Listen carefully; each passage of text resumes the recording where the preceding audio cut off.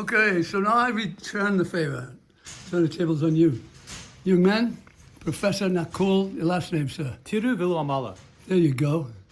Indian, Pakistani? Indian. Indian. So this young man helped me out a long time ago when I was struggling to get an Uber. My phone was dead. He took his charger, put it on, we had a little chat, and we struck up a friendship. And I said to him one day, we'll get together and have a talk. And he called me just recently and said he wanted to bring along a nice student. And here we are. So what we're going to do is sit down, have a cup of tea or whatever I've got, and we're going to have a little talk. And then we're going to film the experience a little bit more. And then I want you to make a report, so to speak, because I have this magazine here called the Coronado Clarion. And it's the history of my community for the last 125 years. But we do all kinds of stories like pet rescue or, cancer, breast cancer, all of the causes that are, flying around us these days, myriad of them. And it's kind of like, what shall I say, an ongoing documentation of America at a time in their history. Mick Jagger's going to be in it no matter what we do. We can't stop him. But I'm going to act like I'm a DJ. So if you'll just take that for 1 minute, just keep it rolling. I'll go into my DJ role. I'll say,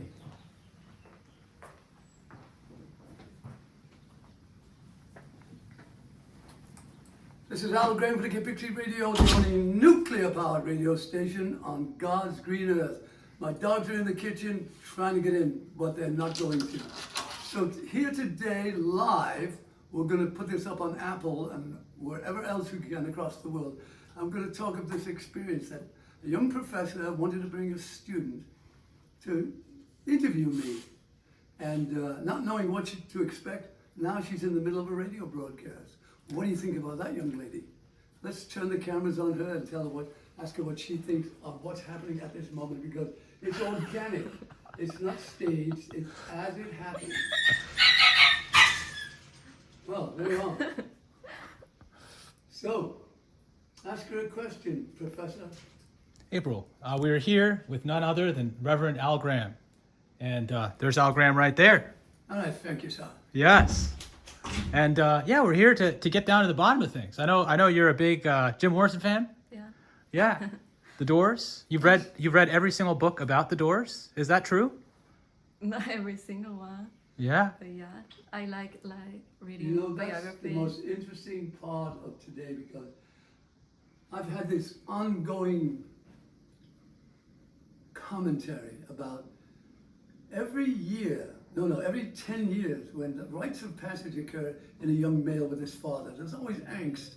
And there's always, I'm going to do it my way, Dad. And no, you're not. And Jim Morrison had that angst with his father, like most young teenagers. 60 years later, 6 decades, it seems like every teenager, 18, or not everyone, but a lot of them find Jim Morrison. And I believe it's because he died young and he left behind this kind of like angst between father and son. And it's amazing to me that someone her age would be interested in Jim Morrison. And so let me ask you now, why are you steeped in the knowledge of Morrison and his books? What propels you? Me. Her.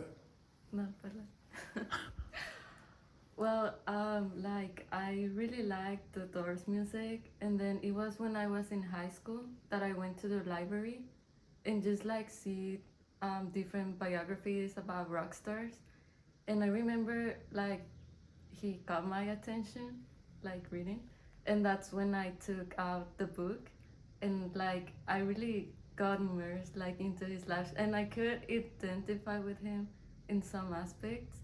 So yeah, it kind of made me inspired. But it started because I really like his music. But yeah, I really want to keep knowing about his life. Wonderful. So this is the crux of it all. He got her attention. If he was fat and 60, and when he died, he would not have got her attention. The whole point is this perpetual illuminating of youth from the grave. He died as a young man. As a consequence, he is remembered as a young man. I point out Elvis, 50 and bloated when he died. She's not going to relate to him. But somehow, she and many other teenagers, I've watched it for 60 years, it pursues, it ensues. And that's the interesting part to me. So the first part of our interview is over, unless, Professor, you have a question. No. I'm just here for the ride. I have so many questions actually, but I am curious about reading a page in the book. I noticed you have this book right here. It says, "I Remember Jim Morrison." Yes, it's 260 pages. It's a tell-all. It says, "I Remember Jim Morrison 2, T-O-O, because I think 30 people have attempted to write a biography, but every single one of them has written just what they know, which is nothing compared to someone who lived inside the family. Because Jim never spoke religiously before he died in his whole life. He told everyone his parents were dead. He wanted to disconnect. He wanted to become a completely independent person, and he chose this pseudonym, the Lizard King. Here, I made this in his honor. It's a lizard with a crown. Well, the lizard is an arbitrary species, as you know, and as a consequence, it lives outside of the food chain, exists outside of the food chain, which means if everything else on Earth died, the lizard would still be there, and this is what he was going for. Pretty deep for a young man. But Morrison was steeped in history, and he read everything. He consumed everything. All those philosophers I was telling you about, he had them in his head when he was 12 and 13, and he read. Every weekend he would go out and find old books. And when he was in college, he lived with his grandmother in a basement in Florida. And you go down there and you couldn't see him because he had stacks of books, like corridors of books. You'd have to go around him to get to his bed. That's how avidly he read. So he was a scholar from the word go. And his professor at UCLA Film School told me that he had an IQ of about 160 or 70, way above the average person. And so that's a story too about his IQ, and he and his father, and the juxtaposition of the father and the son angst, which is the whole basis of Jim's existence. And a long story. Right now I'm going to end it, and I'm going to say we're going to have a little refreshment, and then we'll go in for an interview. How's that? That sounds good. Then Yeah. smoke them if you got them. Okay. All right.